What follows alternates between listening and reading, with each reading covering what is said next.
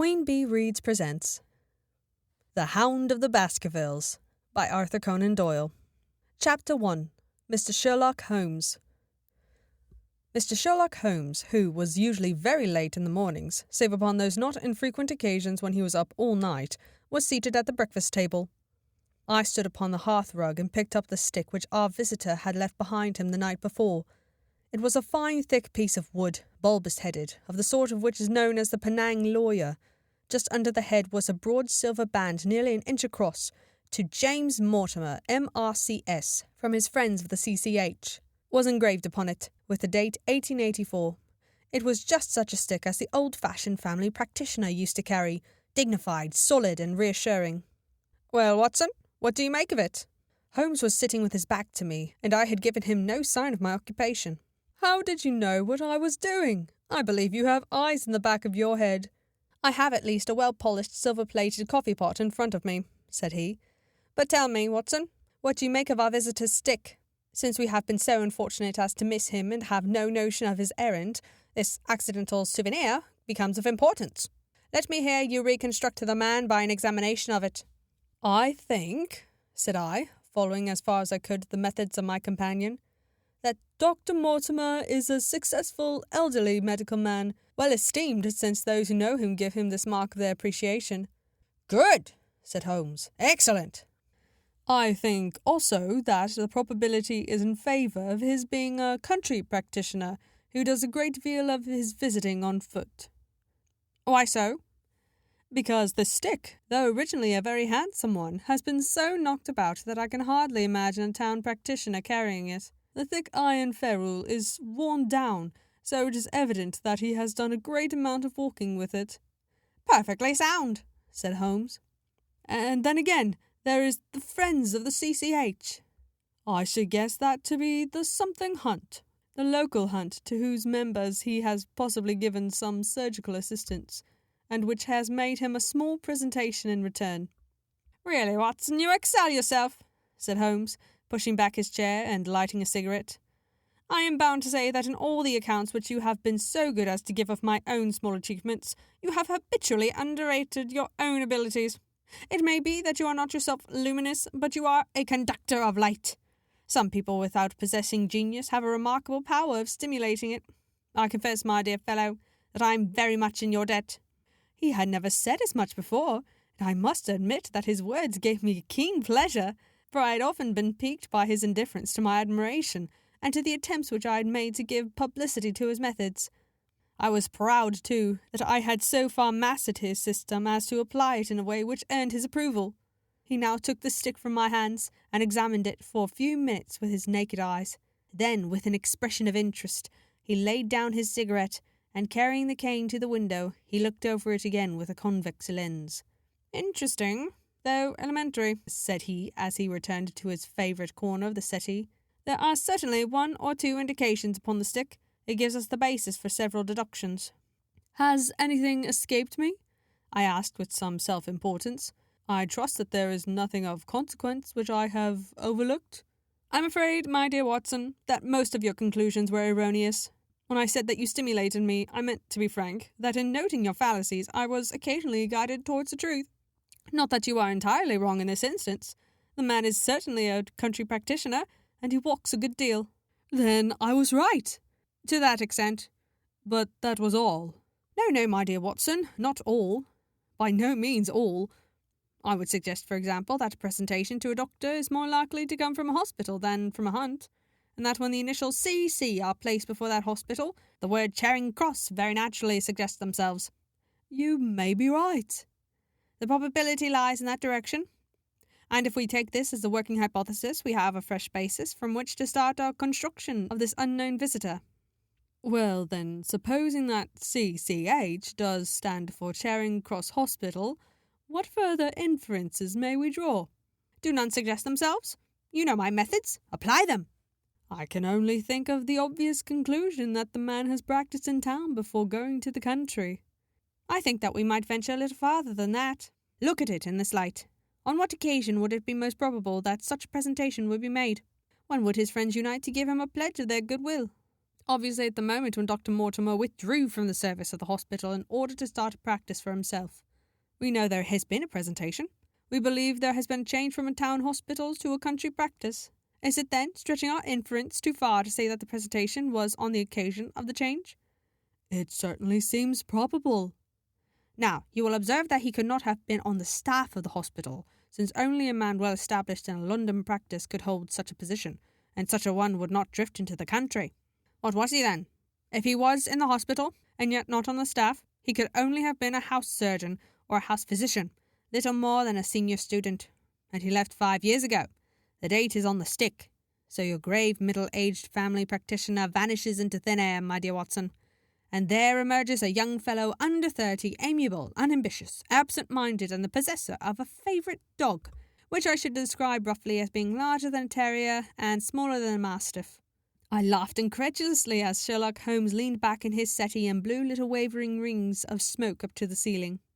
As to the latter part, I have no means of checking you, said I, but at least it is not difficult to find out a few particulars about the man's age and professional career.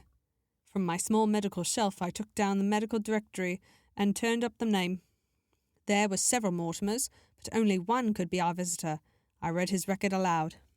Mortimer James M.R.C.S., 1882, Grimpen, Dartmoor, Devon.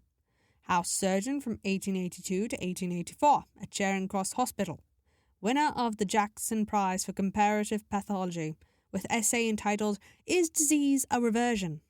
Corresponding member of the Swedish Pathological Society. Author of Some Freaks of Atavism, Lancet 1882. Do We Progress? Journal of Psychology, March of 1883. Medical officer for the parishes of Grimpen, Thorsley and Highbarrow. No mention of that local hunt, Watson, said Holmes with a mischievous smile. But a country doctor, as you very astutely observed. I think I am fairly justified in my inferences. As to the adjectives, I said, if I remember right, amiable, unambitious, and absent-minded. It is my experience that it is only an amiable man in this world who receives testimonials, and only an unambitious one who abandons a London career for the country, and only an absent-minded one who leaves his stick and not his visiting card after waiting an hour in your room. And the dog? Has been in the habit of carrying this stick behind his master. Being a heavy stick, the dog has held it tightly by the middle, and the marks of his teeth are very plainly visible. The dog's jaw, as shown in the space between these marks, is too broad, in my opinion, for a terrier, and not broad enough for a mastiff. It may have... Yes, by Jove, it is a curly-haired spaniel! He had risen and paced the room as he spoke. Now he halted in the recess of the window. There was such a ring of conviction in his voice that I glanced up in surprise. My dear fellow, how can you possibly be so sure of that? For the very simple reason that I see the dog himself on our very doorstep, and there is the ring of its owner. Don't move, I beg you, Watson. He's a professional brother of yours, and your presence may be of assistance to me. Now is the dramatic moment of fate, Watson, when you hear a step upon the stair which is walking into your life, and you know not whether for good or ill. What does Dr. James Mortimer, the man of science, ask of Sherlock Holmes, the specialist in crime? Come in! The appearance of our visitor was a surprise to me, since I had expected a typical country practitioner. He was a very tall, thin man, with a long nose like a beak, which jutted out between two keen grey eyes set closely together and sparkling brightly from behind a pair of gold-rimmed glasses. He was clad in a professional but rather slovenly fashion, for his frock-coat was dingy and his trousers frayed. Though young, his long back was already bowed, and he walked with a forward thrust of his head and a general air of peering benevolence. As he entered, his eyes fell upon the stick in Holmes's hand, and he ran towards it with an exclamation of joy. "I'm so very glad," said he. "I was not so sure whether I had left it here or in the shipping office.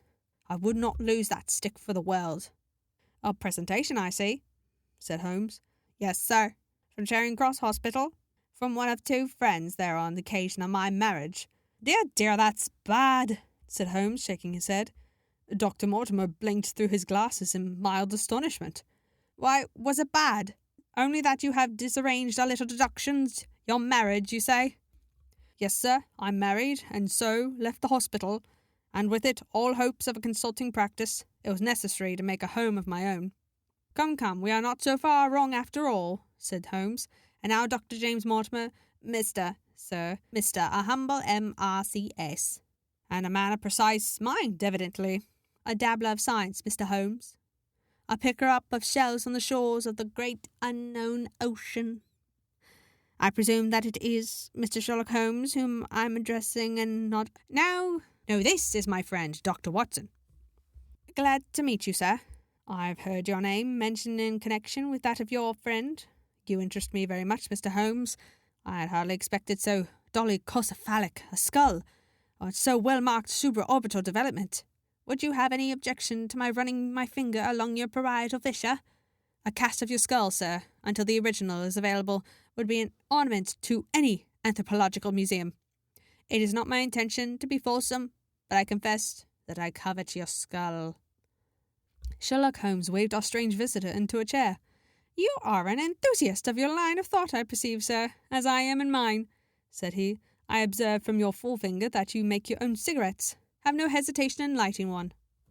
The man drew out paper and tobacco and twirled the one up in the other with surprising dexterity. He had long quivering fingers as agile and restless as the antennae of an insect. Holmes was silent, but his little darting glances showed me the interest which he took in our curious companion. I presume, sir, said he at last, that it was not merely for the purpose of examining my skull that you have done me the honour to call here last night and again today? No, sir, no, though I am happy to have had the opportunity of doing that as well. I came to you, Mr. Holmes, because I recognise that I am myself an unpractical man, and because I am suddenly confronted with a most serious and extraordinary problem. Recognising as I do that you are the second highest expert in Europe. Indeed, sir. May I inquire who has the honour to be the first? Asked Holmes with some asperity. To the man of a precisely scientific mind, the work of Monsieur Bertillon must always appeal strongly. Then had you better not consult him? I said, sir, to the precisely scientific mind, but as a practical man of affairs, it is acknowledged that you stand alone. I trust, sir, that I have not inadvertently. Just a little, said Holmes. I think, Dr. Mortimer, you would do wisely if, without more ado, you would kindly tell me more plainly what the exact nature of the problem is in which you demand my assistance.